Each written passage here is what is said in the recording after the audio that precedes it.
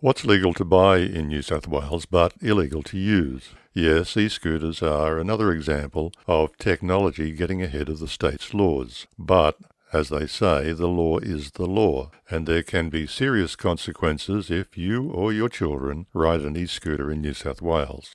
Disclaimer: I'm not a lawyer. I found this information on the Transport for New South Wales website. I encourage you to do your own search or talk to your local police. Here's the root of the problem. E-scooters are considered to be motor vehicles under New South Wales law, but they can't be registered or insured because they don't meet Australian design standards. So right now, where can you legally ride your e-scooter in New South Wales as at the 12th of October 2025? The answer is simple. You can only ride your e-scooter on private property, and you must have permission from the owner of the private property. The New South Wales government is exploring options to legalise private e-scooters, but no regulations have been implemented so far. If you ride your e-scooter anywhere else, what penalties could apply?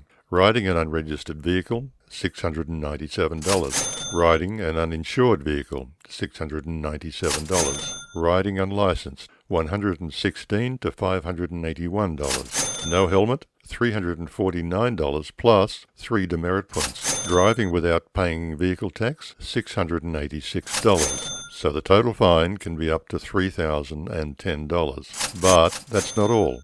There can be other consequences for repeat offences, including loss of licence and scooter seizure. And what about parental responsibilities? The parent of a rider can have responsibility and legal exposure depending on the age of the rider. You can be held personally liable for any injuries or damages caused while your child is riding your e-scooter. The injured party may sue you directly for damages.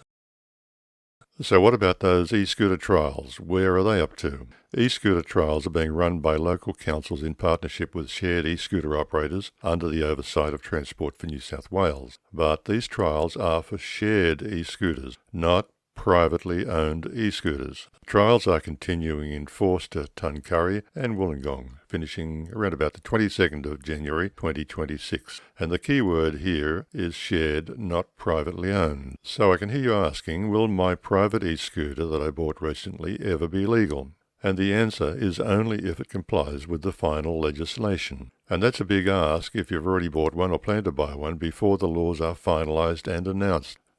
Now, a bit of crystal ball gazing. The New South Wales government draft legislation under consideration could allow compliant e-scooters on footpaths at limited speeds to protect pedestrians, low-speed roads, typically those with speed limits of 50 km per hour or less, with mandatory helmets, front and rear lights, battery safeguard standards, along with speed limits and age restriction. Plus, again, my guess only, a yearly fee similar to a car green slip to cover injuries you may cause to others while using your e-scooter.